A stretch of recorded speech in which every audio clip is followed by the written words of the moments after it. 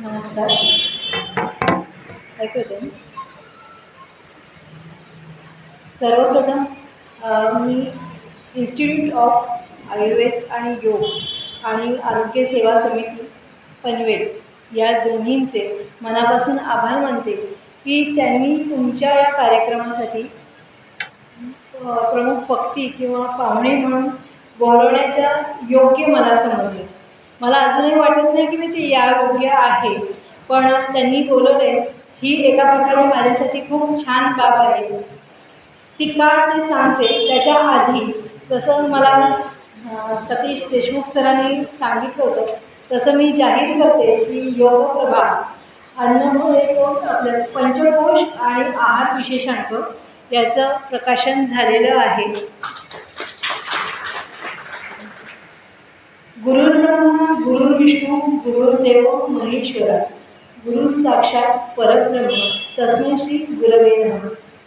गुरूंशिवाय आपण कोणीच कुठेच नसतो. आणि आता इथे आल्यानंतर हे प्रकर्षाने जाणवलं की वेगवेगळ्या वयोगटातल्या वेगवेगळ्या व्यक्तींनी इथे आज यातली जी काही आसनं सादरीकरण झालं त्यातले एक आसन प्रॅक्टिस स्पीकिंग मला अजूनही जमत नाही, कारण मी प्रॅक्टिसच केली. तसं तुम्ही एकाच वेळी दोन गोष्टी साधल्या. मला इथे वक्ता म्हणून बोलवलं आणि मला रिमाइंडर दिलं की तुला पुन्हा त्या आसनाची प्रॅक्टिस करायला हवी. तर आणि मी नक्कीच त्याचा प्रयत्न करेन. कदाचित पुढच्या वर्षी मी तुम्हाला इथे भेटायला येईल, वक्ता म्हणून नाही पण भेटायला येईल आणि सांगू शकेन की येस आता मी पण ती करते म्हणून. या दृष्टीने मला इथे यायला खरंच छान वाटलं. दुसरी गोष्ट म्हणजे सर जेव्हा आले होते त्यावेळी सरांनी माननीय स्वर्गीय पु ल भारद्वाज सरांच्या कार्याबद्दल थोडक्यात माहिती सांगितली होती. आणि जेव्हा की मी त्यांना आत्तापर्यंत कधीही भेटले नव्हते, पण सरांनी मला एक विशेषांक दिला होता आणि तो वाचल्यानंतर असं वाटलं की कदाचित हे माझ्या आजोबा तर नाही, इतकं माझ्या आजोबांमध्ये आणि भारद्वाज सरांमध्ये साम्य होतं. बरं, तुम्ही जो काही विषय म्हणजे सरांनी माझ्या विनंतीला मान देऊन तुम्हाला प्रश्न विचारले, ते प्रश्न जवळपास 40 ते 44 प्रश्न माझ्यापर्यंत पोहोचते झाले आहेत. आता तुम्हाला असं वाटेल की काय ही बोलायला आली आणि हातात फोन घेऊन म्हणजे ही पण हल्लीच्या पिढीसारखी फोनच्या मागे, तर तसं नाही. बोलणार मी आहे, फक्त बोलता बोलता कुठला प्रश्न राहून नको जायला म्हणून फक्त फोन घेतला आहे. तर तेवढी शाश्वती बाळगा. सुरुवात करताना मी असं म्हणेन की जसं मॅडमनी सांगितलं की आपल्या संस्थेचा जो लोगो आहे त्या लोगोमध्ये 4 सूत्र सांगितले. या 4 सूत्रांचा जेव्हा मी विचार करेन तेव्हा मी घेतलेला आहार मला लागू होईल. मुख्य म्हणजे मी जो आहार घेणार आहे तो मी सश्रद्ध मनाने घेतला पाहिजे. म्हणून श्रद्धा म्हणजे ह्या गोष्टींचा इम्पॅक्ट तुम्ही योगासनांसाठी केला तोच मी आहारासाठी कसा उपयोगाचा आहे ते सांगते. दुसरा आहे विश्वास. फॉर एक्झाम्पल माझ्या डॉक्टरांनी मला जर सांगितलं की तू ताक प्यायला हवं आहेस तर नक्की मी ताक प्यायलं पाहिजे. त्यावेळी डॉक्टरांच्या सांगण्यावर आणि त्या आहार घटकाच्या गुणांवर माझा विश्वास असला पाहिजे. कारण श्रद्धा आणि विश्वास या 2 गोष्टी अशा आहेत की ज्या कुठल्याही प्रकारचे जादू म्हणू शकतो आपण, इतक्या मोठ्या प्रमाणामध्ये तुम्हाला शरीराला फायदा देऊन जाणाऱ्या आहेत. म्हणजे माझ्या 2-3 रुग्णांचा अनुभव असा आहे की मी काहीच औषध दिलं नाही, फक्त त्यांनी माझ्या शब्दावर विश्वास ठेवला आणि मुगाच्या डाळीची खिचडी एवढा एकच घटक आहारात घेतला आणि त्यांना फरक पडला. म्हणून श्रद्धा आणि विश्वास या 2 गोष्टी महत्त्वाच्या आहेत. त्याच्यानंतर सद्भावना. मी जेव्हा आहार ग्रहण करते आहे त्यावेळेला माझ्या मनात जर एखाद्या व्यक्तीबद्दल खूप जास्त वाईट भावना असतील, कोणीतरी हा प्रश्न विचारला आहे की मानसिकतेचा आणि बद्धकोष्ठतेचा संबंध असतो का, तर हो नक्की असतो. कारण माझ्या मनात माझ्या बॉसबद्दल वाईट भावना आहे किंवा मला माझ्या कामाच्या ठिकाणी खूप जास्त ताणाचं काम आहे आणि मी जेवतानासुद्धा त्याच गोष्टींमध्ये अडकले आहे, तर नो डाऊट माझ्या आवडीचं कितीही सुंदर पक्वानांचं जेवण समोर असेल तरी माझं मन प्रसन्न नाही. त्यामुळे माझ्या शरीरात आहार सेवन झाल्यानंतरसुद्धा त्यातनं पोषण मूल्य आवश्यक तितक्या प्रमाणात ॲब्सॉर्बच होत नाही आणि मग तिथून सुरू होते बद्धकोष्ठता. त्यामुळे ज्यांनी कोणी हा प्रश्न विचारला आहे त्यांना पहिला हॅट्स ऑफ की हा प्रश्न तुम्हाला विचारावा वाटला की खरंच आपली मानसिकता ही काळाची गरज आहे. त्याच्या पुढे आहे सातत्य. जेव्हा मी श्रद्धा, विश्वास आणि सद्भावनेने सातत्यपूर्वक निरोगी आहाराचं सेवन करेन, तेव्हा मला डॉक्टरांकडे डॉक्टर पेशंट या नात्याने भेटायला न जाता मैत्रीण किंवा मित्र म्हणून भेटायला जायला जास्त आवडेल. आणि रादर मी माझ्या प्रॅक्टिसमध्ये हेच वेलकम करते की मला भेटायला तुम्ही माझे फ्रेंड्स म्हणून या, माझी मोठी बहीण, मोठा भाऊ म्हणून या, पण रुग्ण म्हणून येऊ नका. कारण तेच खरं तर आयुर्वेदाला अपेक्षित आहे. आयुर्वेदाचं मूळ सूत्रच आहे स्वस्थस्य स्वास्थ्य रक्षणम आतुरस्य विकार प्रशमनम च. म्हणजे स्वस्थ व्यक्तीचं स्वास्थ्य जपलं गेलं पाहिजे आणि आतुर म्हणजे ज्यांना कुठला आजार झाला आहे किंवा काही सिम्पटम्स दिसत आहेत त्यांना त्या गोष्टीपासून आराम मिळायला पाहिजे. ह्याच सूत्रावर मुख्यपणे आयुर्वेदाची चिकित्सा सगळेच वैद्य करत असतात. पुढचा प्रश्न होता की आहार घेताना आपण तो कसा घ्यायला. म्हणजे ह्या 4 सूत्रांचा वापर करून आहार घेतला तर गुण येणार नक्की, पण सगळ्यात महत्त्वाचं असतं वेळ. आता कोणी म्हणतात की मी दिवसातनं 2-2 तासाने खाल्लं पाहिजे, कोणी म्हणतं की नाही तुला भूक लागेल तेव्हा खा, कोणी म्हणतं की आम्ही ठराविक प्रकारचं डाएट पॅटर्न फॉलो करतो. तर काय खरं आहे, तर सगळ्यात महत्त्वाचं स्वतःच्या शरीराचं ऐका. जसं आपण मोबाईलवरची गाणी आणि पॉडकास्ट ऐकतो तसं स्वतःच्या शरीराचं पण ऐकायला पाहिजे. आपल्याला शरीर प्रत्येक गोष्टीचं लक्षण देत असतं आणि या दृष्टीने पहिले आहार काय करतो हे रामदास स्वामींनी अगदी थोडक्यात सांगितलं. वदनी कवल घेता नाम घ्या श्रीहरीचे, सहज लावून होते नाम घेता फुकाचे, जीवन करी जीवित्वा अन्न हे पूर्ण ब्रह्म, उदरभरण नोहे जाणीजे यज्ञकर्म. म्हणजे रामदास स्वामींनी काय सांगितलं की आपल्या शरीरामध्ये हे एक प्रकारचं हवन कर्म चालू आहे, यज्ञ चालू आहे आणि त्या यज्ञात आहुती तेवढीच दिली पाहिजे जेवढा अग्नी प्रज्वलित आहे. आपण असं कधी पाहतो का की अग्नी प्रज्वलित आहे आणि जेवढा तो प्रज्वलित त्यापेक्षा जास्त समजांची आहुती गेली नाही. जेवढा अग्नी आहे त्या प्रमाणातच थोडी थोडी आहुती घातली जाते, तेव्हाच तो होम पूर्ण होतो. सिमिलरली मला भूक लागली आहे हे जेव्हा मला जाणवतं त्यावेळेला पहिले तर आपण हे तपासायला हवं की माझं पोट रिकामं झालं आहे का, सकाळी माझं पोट साफ झालं आहे का. त्याच्यानंतर मला आत्ता भूक लागली असं वाटतं पण मी पाणी प्यायल्यानंतर ते शांत झाल्यासारखं वाटतं आहे का, तर मग ती खोटी भूक आहे. अशी भूक बऱ्याच लोकांना रात्री जाणवते जेव्हा ते उशिरा जेवण करतात किंवा लवकर खाल्लेलं असतं आणि मग रात्री जेवायचं नसतं. तर ह्या 2 गोष्टी खूप महत्त्वाच्या आहेत. आणखीन एक महत्त्वाची गोष्ट म्हणजे आयुर्वेदामध्ये सुश्रुत आचार्यांनी आहार म्हणजे काय हे सांगताना सांगितलं की ज्याने मला पटकन ताकद मिळते, जे माझ्या शरीराला धारण करायला मला मदत करतं आणि ओज म्हणजे आपल्या सर्व शरीराच्या शक्ती रस, रक्त, मांस, मेद, अस्थि, मज्जा, शुक्र या सगळ्या सप्त धातूंच्या वरती जी अत्यंत उत्तम आणि तेजस्वी अशी शक्ती आहे ती म्हणजे ओज. ती धारण करायला जे मला मदत करतो तो घटक म्हणजे आहार. जशी जशी सृष्टी उत्पन्न होत गेली तसं आपण आपल्या शरीराला, ऋतूला जे जे मानवेल ते खात गेलो. हे आपल्याला चार्ल्स डार्विन हा जो एक सायंटिस्ट होऊन गेला त्यानेही सांगितलं की सर्वायवल ऑफ द फिटेस्ट. मी उष्णकटिबंधात राहत असेल आणि मी तिथे खूप उष्ण पदार्थ खात असेल तर माझ्या शरीरात ते झेपणारं नाही. सिमिलरली मी थंडीच्या प्रदेशात थंड पदार्थ खाल्ले तर मला नक्की त्रास होणार. त्यामुळे सर्वायवल ऑफ द फिटेस्ट माणूस यातनं शिकत गेला की मला आत्ता इथे थंडी असते तर तिथे मी गरम पाणी प्यायला पाहिजे तर माझा घसा खवखवणार नाही, मला खोकला येणार नाही. ह्या गोष्टी आपण अनुभवाने शिकत गेलो. त्याच अनुभवाला उत्तम प्रकारे आपल्या चरक सुश्रुत वाघभट आचार्यांनी नमूद करून ठेवलं आयुर्वेदामध्ये, ज्याचा आयुर्वेद प्रॅक्टिशनर म्हणून आम्ही सर्व वैद्य अवलंब करीत असतो.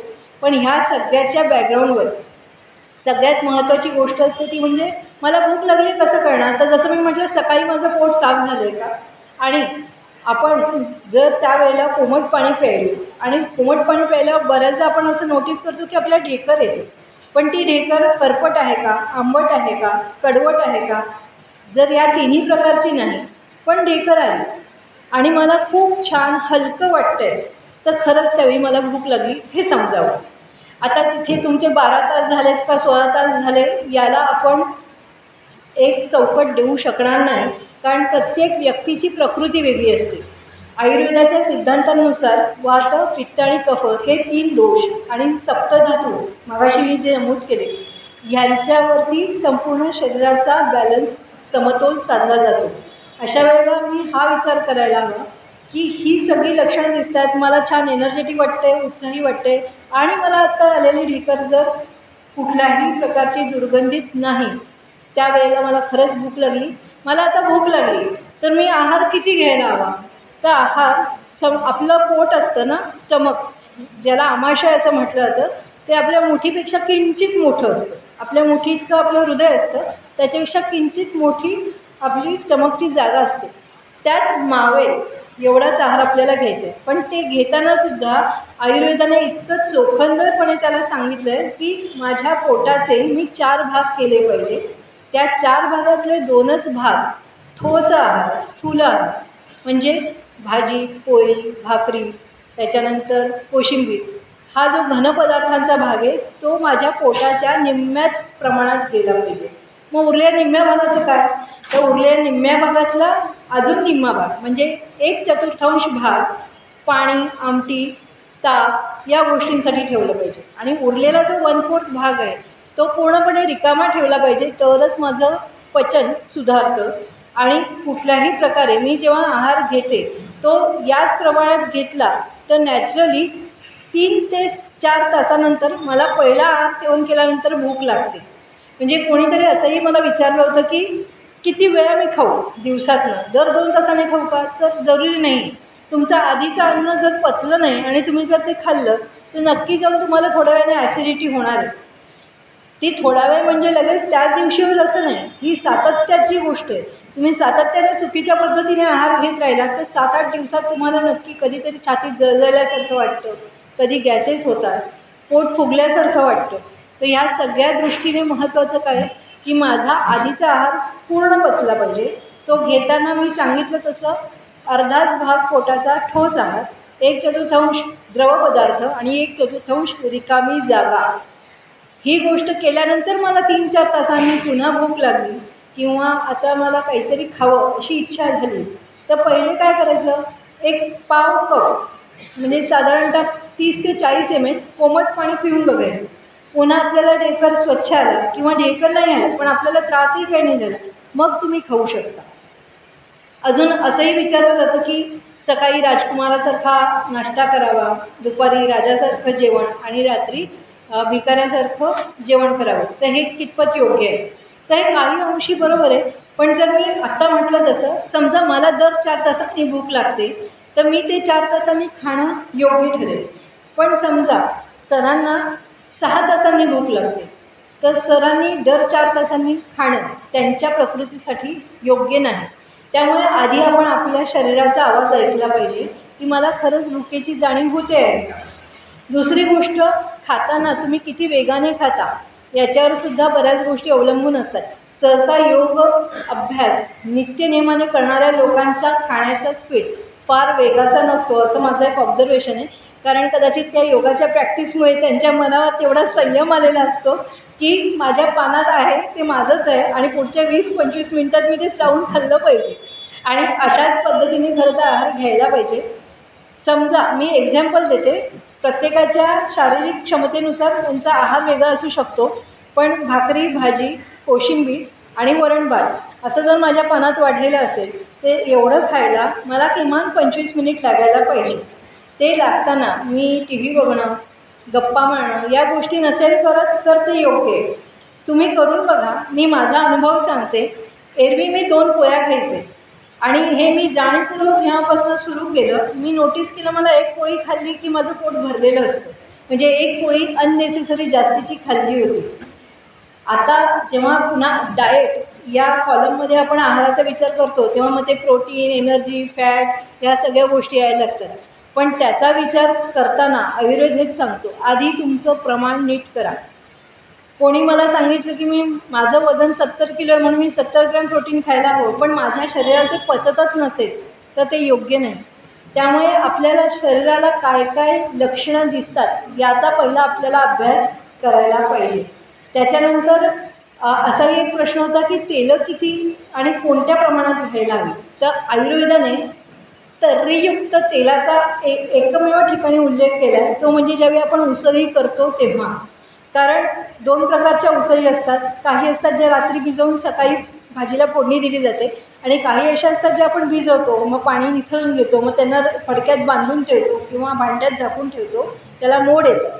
पण खूप जास्त मोड आले की तो पदार्थ तेवढाच वाताला कारण ठरतो. त्यामुळे अशा पदार्थांमध्ये तुम्ही थोडंसं तेल जास्त वापरलं तर ते योग्य आहे. पण अन्यथा कुठल्याही फळभाजीसाठी, पालेभाजीसाठी तेलाचा अतिरेकी वापर करणं चुकीचं आहे. जेव्हा तुमच्या भाजीला तेलाचा तवंग दिसतो त्या अर्थी तुम्ही एक्सेस ऑइल वापरताय असा त्याचा होतो. आणखीन एक सोपं गणित सांगते. तुमच्या घरात जर 4 मोठी माणसं, ॲडल्ट ज्याला आपण म्हणतो, ती आहेत, तर तुम्ही महिन्याला 3 लिटरपेक्षा जास्त तेल वापरता कामा नये. एवढं जरी बेसिक आपण फॉलो केलं तरी ते प्रमाण व्यवस्थित जातं. हां, ह्या 3 लिटर व्यतिरिक्त तळण वेगळं नाही. तळण वगैरे असेल ते त्याच्यातच करायचं. नाहीतर कसं होतं की मॅडम तुम्ही सांगितलं स्वयंपाकाला, भाजीला आणि पोळ्यांना, तर ते तसं नाही. जे काही आहात तुम्ही महिनाभरात घ्याल, 4 माणसांसाठी 3च लिटर तेल आणि त्याच्या बरोबरीने पाहिजे ते गाईचं तूप. गाईच्या तुपाबाबत आपल्याला अशी उक्ती बघायला मिळते की एक वेळ कर्ज काढा पण जरूर तूप खा. कारण तुपाचे गुण अत्यंत आवश्यक आहेत आपल्या शरीरासाठी, आपल्या मेंदूच्या वाढीसाठी सुद्धा. आणि आयुर्वेदात तर गाईच्या तुपाला अनन्यसाधारण महत्त्व आहे. बरं, तेलाची आणि तुपाची चॉईस करताना मी जसं म्हटलं गाईचं तूप, तसं तेलासाठी आयुर्वेदात तेल म्हटलं की ते तिळाचंच तेल असा उल्लेख होतो. माझ्याकडे तसाही एक प्रश्न आला की आता तेल म्हणजे कोणतं तेल घ्यायचं. बाजारात बऱ्याच प्रकारचे तेल आहेत, पण पारंपरिक पद्धतीने बघायला गेलं तर महाराष्ट्रातल्या वातावरणात शेंगदाणा तेल, तिळाचं तेल आणि खोबरेल तेल हे जास्त उपयुक्त आहे. खास करून आपण आहोत कोकण किनारपट्टीवर, त्यामुळे उन्हाळ्याच्या दिवसात जेव्हा प्रचंड ऊन असतं त्यावेळेला तिथे नारळाचं तेल वापरलं तर तुम्हाला स्वतःला उष्णतेचे त्रास कमी होतात असं तुम्हाला ऑब्झर्वेशन करता येईल. हे सगळं मी तेव्हा सांगते जेव्हा मी हे स्वतः घरी वापरून बघितलेले प्रकार आहेत. आता जर तुम्ही राईचं तेल इथे नित्यनियमाने खायला लागला किंवा तिळाचं तेल नित्यनियमाने खायला लागला तर त्याने नक्कीच ज्यांची प्रकृती पित्ताची आहे त्यांना त्रास होताना दिसतो. म्हणजे हे सुद्धा आपण अनुभवाने घेण्याचं ज्ञान आहे. त्यामुळे मी एवढंच सांगेन की ऋतूनुसार आपल्या तेलाची चॉईस आपण बदलली पाहिजे. आता बाजारामध्ये रिफाईंड ऑइल, त्याच्यानंतर फिल्टर्ड ऑइल असे 2 मोठे ब्रँड्स आपल्याला दिसतात. काय होतं की शेवटी आपल्या खिशात किती पैसे आहेत याचाही विचार आपल्याला करावा लागतो आणि मग नॅचरली आपला ओढा जातो रिफाईंड तेलाकडे. मागच्या वर्षी भारत सरकारने बऱ्याच तेल कंपन्यांना परमिशन दिली की आपल्या प्रत्येक तेलामध्ये 10% पाम तेल मिसळलं जाईल. त्या नोटवर मी असं सांगेन की शक्य असेल, तुम्हाला आर्थिकदृष्ट्या शक्य असेल तर लाकडी घाण्याचं तेल वापरा. हल्ली तर घरोच्या घरी लाकडी घाण्याचं जे तेल आपण काढतो, जसं आपलेच दाणे घालायचे आणि त्याचं तेल काढायचं असं मशीन आलं. मी वापरलं नाही आहे मशीन, पण आलं आहे एवढं मला माहिती आहे. तर त्याचा आपण एक वापर करू शकतो. याच्याने 2 गोष्टी होतात. ते तेल थोडं महाग असतं त्यामुळे नॅचरली आपण ते प्रमाणातच वापरतो, त्यामुळे अतिरेकी तेलकट पदार्थ खाणं होणार नाही. दुसरं, जेवढं शरीराला आवश्यक आहे तेवढंच शरीरात गेल्यामुळे बाकीचे उद्भवणारे त्रास टाळता येते. आणि इथे मी कुठल्याही ब्रँडचं प्रमोशन नाही करत, रादर मी तर तो माझा व्यवसाय पण नाही. पण रिफाईंड ऑइल जितकं टाळता येईल तेवढं टाळा, कारण त्याच्यावर केमिकल प्रोसेस झालेली असते. आपल्याला जितक्या केमिकल प्रोसेस कमी आणि नैसर्गिक गोष्टी जास्त हव्या त्या दृष्टीने filtered oil he choice of oil तुमची असली पाहिजे. त्याच्यात तुम्हाला जर आता एखादा असा व्यक्ती असते की ज्याला वर्षानुवर्षे तिळाचंच तेल खायची सवय आहे आणि त्याला त्याचा काहीच त्रास होत नाही, त्यांनी जरूर खावं. पण तुम्हाला नोटीस होते की हे योग्य नाही आहे, मला त्रास होतो आहे, खास करून तेल बदलल्यावर त्रास होतो आहे, त्यावेळी तुमच्या जवळच्या आयुर्वेदिक डॉक्टरांना भेटा. कारण आयुर्वेदिक डॉक्टर याबद्दल जास्त सखोल मार्गदर्शन करतात. त्याच्यानंतर अजून एक प्रश्न होता की म्हणजे तरुण मुलीला पिरियड्स डिस्टर्ब झाले आणि त्याच्यामुळे वजन अचानक वाढायला लागले. तर ह्याचाही संबंध कशाशी येतो की तुम्ही पॅकेट फूड किती खाताय. तुम्ही ज्यांनी कोणी हा प्रश्न विचारला आहे त्यांच्या ओळखीत नातेवाईकांमध्ये कोणी असेल तर हे नोट करा. जर पॅकेट फूड खायची टेंडन्सी जास्त असेल किंवा शरीरामध्ये हिमोग्लोबिनची टेंडन्सी कायम कमी राहणं अशी आहे किंवा अपचन फार फ्रिक्वेंटली होतं आहे, तर अशा मुलींमध्ये ही समस्या आपल्याला जास्त प्रमाणात बघायला मिळते. त्यानंतर अजून एक असा प्रश्न होता की आहार हा फक्त मुखाने घेण्याचाच असतो का? हा प्रश्न मला जास्त आवडला. कारण जशी शरीराची भूक असते, मला पोटात आग लागली, भूक लागली, मी जेवणार, तशी मनाचीही असते. त्यामुळे ज्यावेळी तुम्ही फार चिडचिडे झालेले आहात किंवा ज्यावेळी तुम्ही खूप शरीराने थकला आहात, त्यावेळेला भूक जरी लागली असेल तरी मी सांगेन की जेवू नका. त्यावेळेला थोडा वेळ शांत बसा. लिंबू सरबत, कोकम सरबत जे घरात तुम्हाला करता येणं शक्य आहे ते आधी घ्या, किंवा अगदीच काही नाही तर सरळ सुंठ पाणी घ्या. कारण सुंठीने तुमचं पित्त, वात आणि कफ तिन्ही कंट्रोलमध्ये यायला मदत होते. सुंठ सांगते, आलं नाही सांगते. दोघांच्या गुणात फरक आहे. आलं आर्द्र आहे आणि उष्ण गुणाचं आहे, सुंठ कोरडी आहे आणि शीतगुणाची. त्यामुळे सुंठ उत्तम अँटॅसिड म्हणून पण काम करते. ज्यावेळी आपल्या मनाची चिडचिड आहे, ज्यावेळी आपल्याला खूप थकवा आहे, त्यावेळी जेवायची घाई करायची नाही. पण अशावेळी मला आता सरबताचं ऑप्शन मिळालं, पण मला समजा थंडीचा ऋतू आहे, तर त्यावेळी सरबत मला प्यायची इच्छा होईल का? नाही होणार. मग मी काय करावं? तर कायम लक्षात ठेवायचं, ज्वारीच्या लाह्या आपण लक्ष्मीपूजनाच्या दिवशी आणतो, त्या कायम घरात थोड्याशा आणून ठेवाव्या. आपल्या बाजारात त्या उपलब्ध असतात, आपल्या घरात फक्त लक्ष्मीपूजनालाच येतात. त्या मुठभर लाह्या तुम्ही घेतल्या आणि त्याच्यात 4 पट पाणी घालायचं, ते निम्मं आटवायचं आणि ते गाळून घ्यायचं पाणी. त्याच्यात थोडीशी अगदी चिमूटभर सैंधव मीठ, त्याच्यानंतर सुंठ पावडर, दालचिनी पावडर आणि अगदी नखा एवढी मिरी पावडर हे मिक्स करा आणि प्या. तुम्हाला ताबडतोब तरतरीतपणा काय असतो त्याचा अनुभव घेता येतो. लोक त्या ज्वारीच्या लाह्यांना फार म्हणजे क्षुल्लक समजतात, पण त्याच्याने इन्स्टंट एनर्जी मिळते.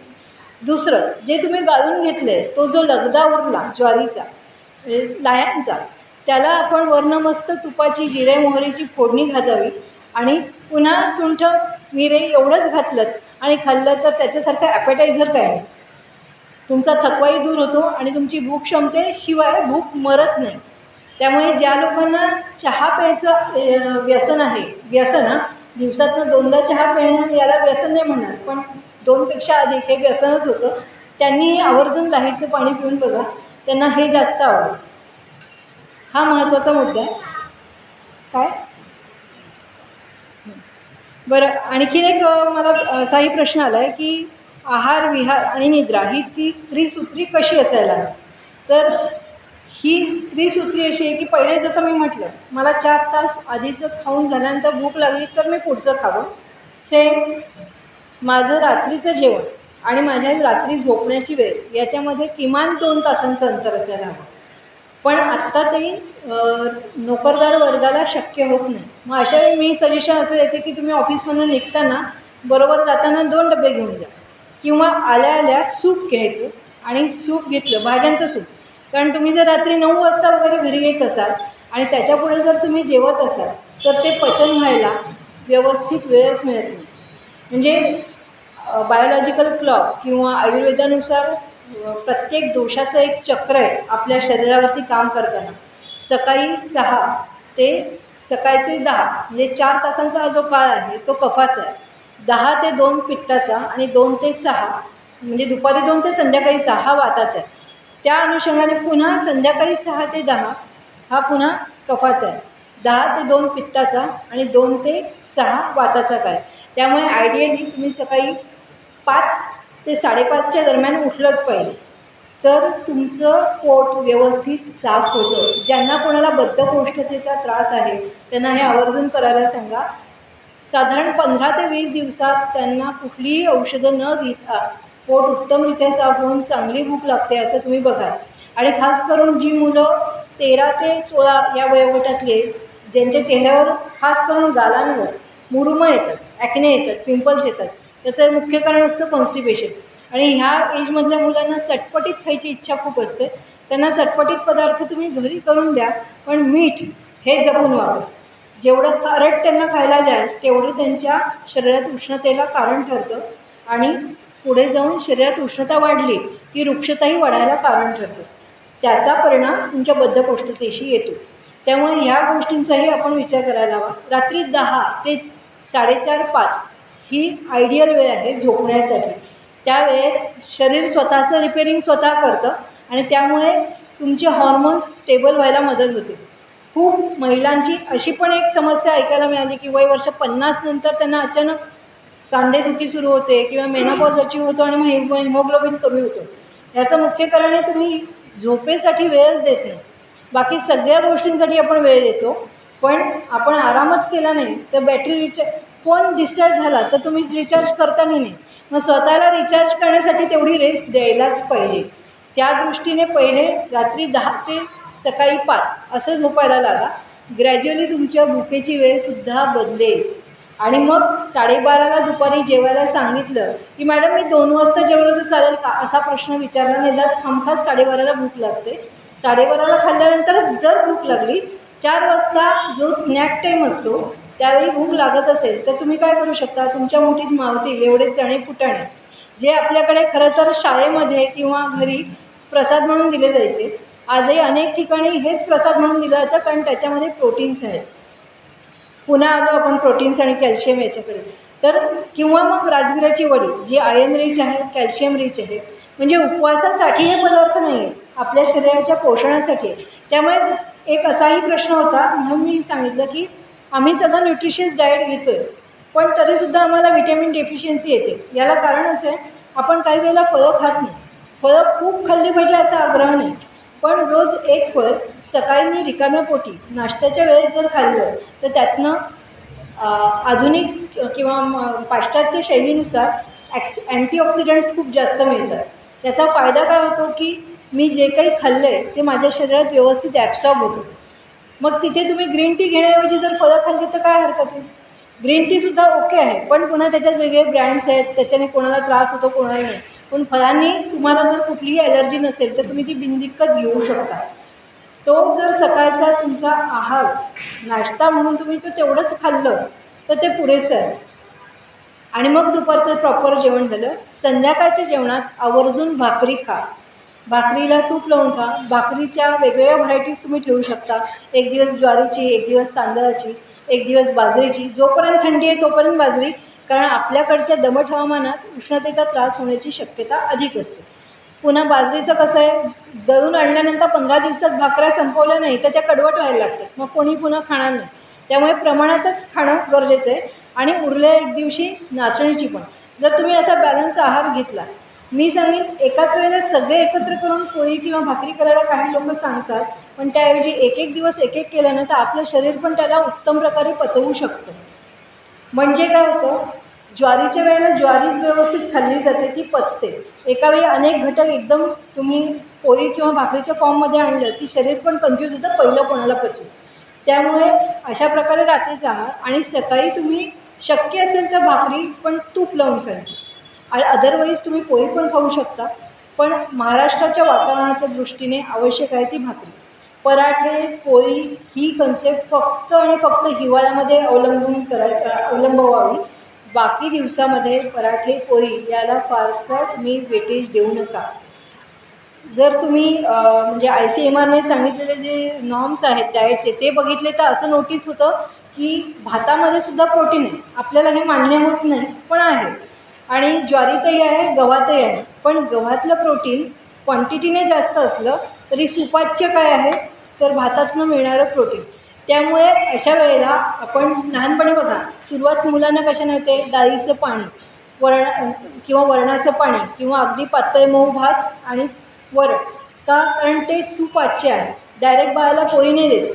सिमिलरली जेव्हा आपण आजारी आहोत तेव्हासुद्धा मऊ मुगाच्या डाळीची खिचडी किंवा मऊ वरण भात, मऊ मेथकूट तूप भात या गोष्टी आहारात घेतल्या तर तुमचा आहार कधीच इम्बॅलन्स होत नाही.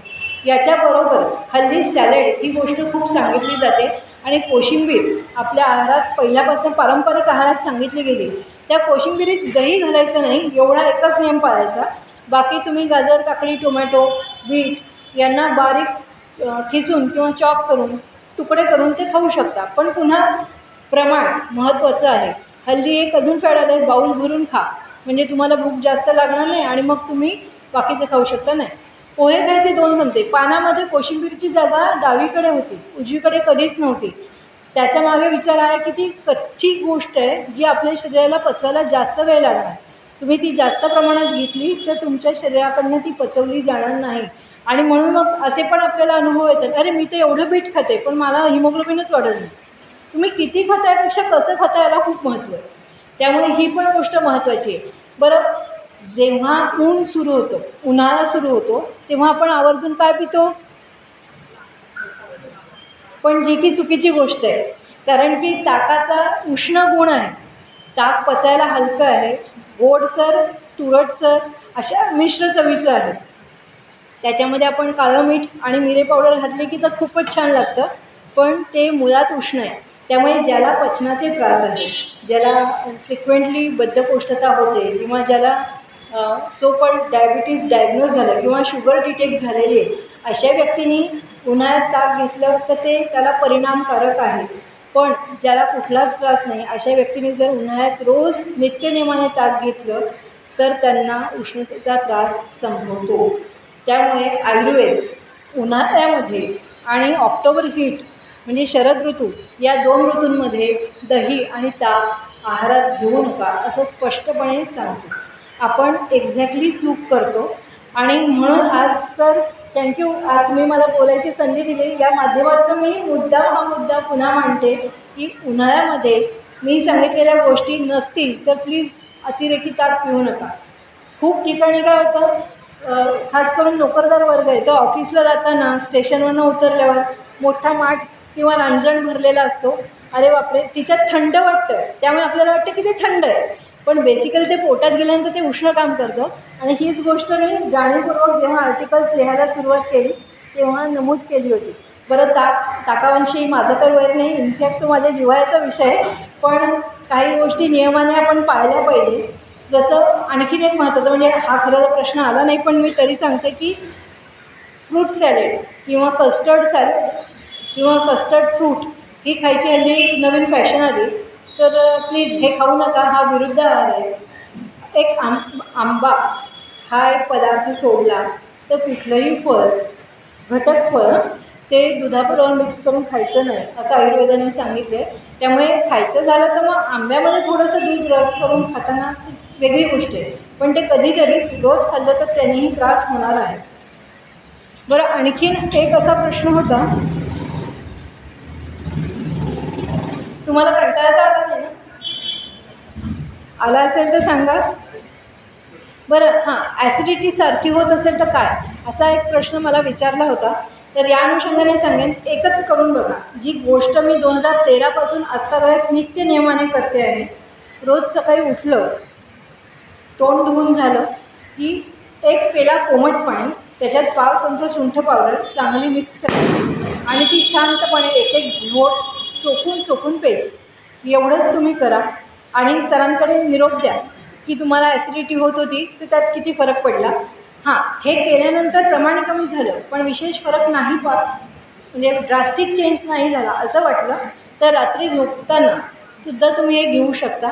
आणि प्लीज सरांना कळवा ज्यांना ॲसिडिटीचा त्रास होतो आहे आणि ज्यांनी हा प्रश्न विचारला. मला आवडेल तुमची प्रतिक्रिया जाणून घ्यायला, कारण 2013 पासून मी स्वतः हे करते आणि सांगायला छान वाटतं की इतक्या वर्षात मला एकदाच ॲसिडिटीची गोळी घ्यावी लागली, तेही तब्येत खराब होती म्हणून. म्हणजे एवढा फरक सुंठीमुळे होतो. बरं, सुंठ फक्त ॲसिडिटी शमन करण्यासाठी नाही, ती तुम्हाला बळ देते, ताकद देते. त्यामुळे एक प्रकारे पाव चमचा म्हणजे तुमच्या आईस्क्रीमचं तुम्ही चमचा वापरता त्याचा अगदी अर्धाच चमचा फक्त घालायचा आणि ती चांगली मिक्स करून घेतली तर तुम्हाला फायदा नक्की होणार आहे.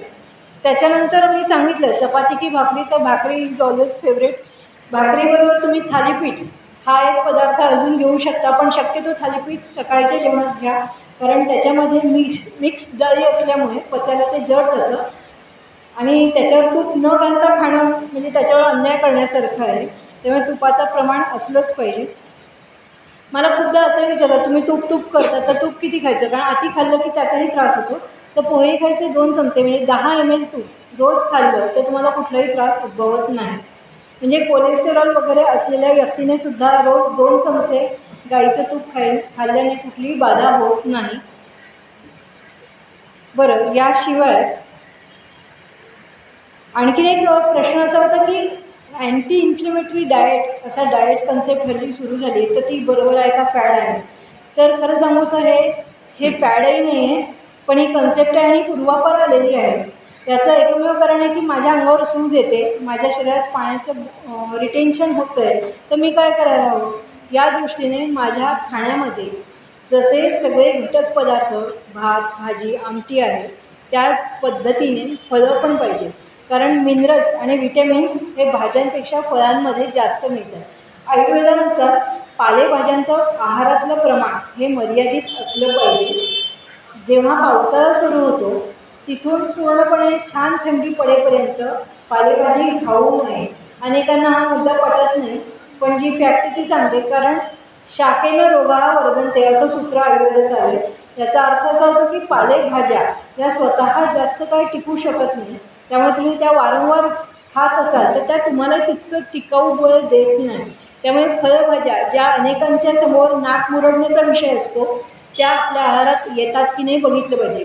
हल्ली खूप लोक सजग झाली, त्याच्यामुळे कडधान्य आहारात येतात, पण फळभाज्यांकडे खूप जास्त दुर्लक्ष होतं. त्यातही घोसाळी, शिरोळी, तांबडा भोपळा, दुधी भोपळा यांच्याकडे लोक ढुंकूनही बघत नाही. बिचारे ते तसेच पडलेले असतात टोपल्यांमध्ये, पण ते जरूर खा, वेगवेगळ्या पद्धतीने बनवून खा, खूप छान मजा येते ते खाताना. फरसबीची भाजी मला तुम्हाला सांगायला आवडेल की 2-3 पेशंटनी त्यांना ही भाजी माहितीच नव्हती, म्हणजे असाही अनुभव येतो. तर या आणि हां, सगळ्यात महत्त्वाचं, मी जरी म्हटलं पालेभाज्या तुम्ही पावसाळा ते हिवाळा चांगला सुरू होईपर्यंत खायची नाही, पण सगळ्या महिलांनी प्रसंगी नाकाला तुमच्या आवडता अत्तराचा वास घ्या, निलगिरी तेल घ्या, पण शेपूची भाजी खाल्लीच पाहिजे.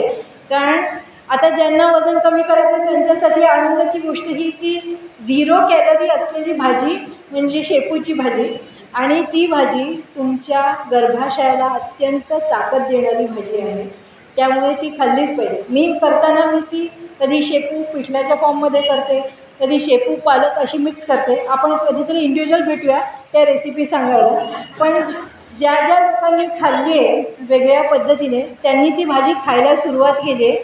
तर शेपूची भाजी आपल्या घरातल्या प्रत्येक, म्हणजे इथे सगळे जेंट्स जे आहेत त्यांना मी सांगेन, आपली बायको, आपली आई, आपली मुलगी शेपूची भाजी खाते की नाही हे बघा आणि तुम्हीसुद्धा खा. ते गर्भाशयासाठी जरी चांगलं असलं तरी पुरुषांना कॅलरीज कमी करण्यासाठी मदतीचं असतं. बरं, याच्यानंतर आणखीन एक महत्त्वाचा मुद्दा होता की कॅल्शियम आणि हिमोग्लोबिन कमी राहतं, खास करून आफ्टर एज ऑफ 50. यासाठी सगळ्यात महत्त्वाची गोष्ट आहे की आम्ही हल्ली दूधच पित नाही. आम्ही कॉफी पितो, चहा पितो, पण दुधावर खूपच अन्याय करतो, त्याला आपण बाजूला केले. तर तुमच्याकडे जर गाईचं, देशी गाईचं दुधाचं म्हणजे गोठा असेल आणि तिथनं दूध मिळत असेल तर ते प्रिफर करा. किंवा बाकीचे आत्ता बाजारात ब्रँड्स आहेत, किमान तेवढं एक दूध, अर्धा कप तरी हळद दूध या फॉर्ममध्ये जर घेतलं तर कोणीतरी विचारत होतं फ्रिक्वेंट ॲलर्जी होत असेल तर, स्पेसिफिक कुठल्या गोष्टीची ॲलर्जी आहे असं जर नोट केलं असेल तर ती गोष्ट आहारात घेऊ नका, ती सोपी गोष्ट.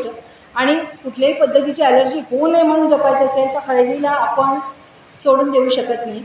हळद आपल्या आहारामध्ये एरवी असते, पण हळद दूध घेतल्याचे फायदे खूप जास्त आहेत.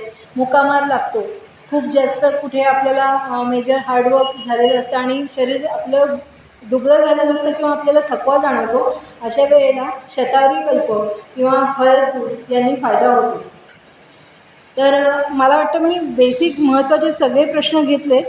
हां, अँटी इन्फ्लेमेशनच्या दृष्टीने मी हे सांगेन पुन्हा की तुमच्या आहारात फळं, लिंबू, संत्री, मोसंबी यांचा समावेश होतो की नाही, आणि मिठाचं प्रमाण आपण किती घेतो आहे याच्याकडे थोडंसं लक्ष ठेवा. अशा वेळी शक्यतो पिंक सॉल्ट किंवा सेंडम सॉल्ट वापरा असं मी सांगते. आणखी एक महत्त्वाची गोष्ट मगाशी सांगता राहिली, जसं कॅल्शियम कमी पडतं तसं कोलॅजेन म्हणून एक घटक आहे जो आपल्या बोन्सना ताकद देण्यासाठी आवश्यक असतो. मांसाहारात त्याचे घटक जास्त मिळते, मांसाहारात तर ते जास्त मिळतो, पण त्याचा अर्थ शाकाहारात मिळत नाही का, तर मिळतो, मिळत नाही असं नाही. बेरीज म्हणजे आपली ती स्ट्रॉबेरी असेल, ब्ल्यूबेरी असेल, ह्यातनं जे विटॅमिन्स आपल्याला मिळतात त्या विटॅमिन्समुळे कोलॅजेनचं ॲब्सॉर्प्शन शरीरात होण्यासाठी मदत होते. त्याच्यानंतर लसूण, हा सुद्धा आहारात आवश्यक पदार्थ आहे. एका प्रमाणामध्ये तो घेतला तर त्यातनं जे सल्फर आपल्याला मिळतं त्याच्याने सुद्धा बोन्समध्ये कोलॅजन वाढायला मदत होते.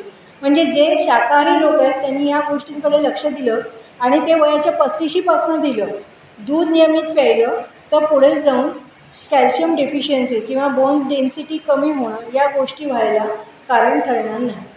तर मला असं वाटतं की तुम्ही जे विचारलं होते ते प्रश्न मी सांगितले, या व्यतिरिक्त तुम्हाला काही असेल विचारायचं तर नक्की विचारा. विचारा. सोया मिल्क सांगतात घ्यायला किंवा टोफू शाकाहारी लोकांना इच्छितात ते तुम्हाला काय म्हणजे कन्फ्यूज की काय करावं सोया. मॅडम मी इथे सोया मिल्कबद्दल प्रश्न विचारला आहे किंवा टोफूबद्दल विचारला आहे. नो डाऊट याच्यातनं सगळ्यात जास्त प्रमाणामध्ये प्लांट बेस्ड प्रोटीन मिळतं. सोयाबीनची तुम्ही भाजी खाल्ली तर चालेल सोया मिल्क घेण्यापेक्षा, कारण soya milk again it is a processed food.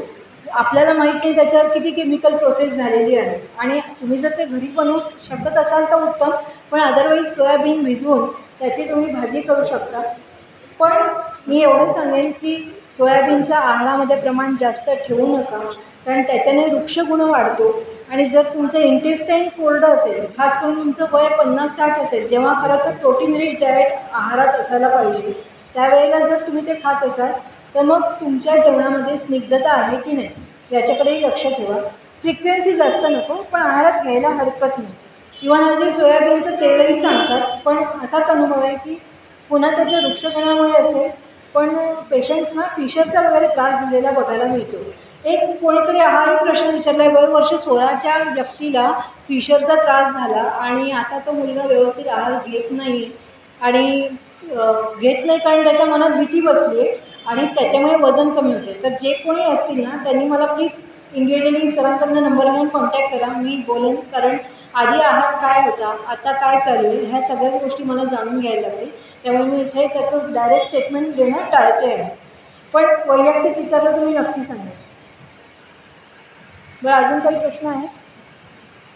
मला असं वाटतं की मी तुम्हाला बोर केलं नसेल आणि तुमच्या बहुतेक अपेक्षित सगळ्या प्रश्नांची उत्तरं दिली असतील असं समजून मी इथे पुन्हा एकदा तुम्हाला सर्वांचे धन्यवाद मानते आणि इथे थांबवते. हां बोला मॅडम.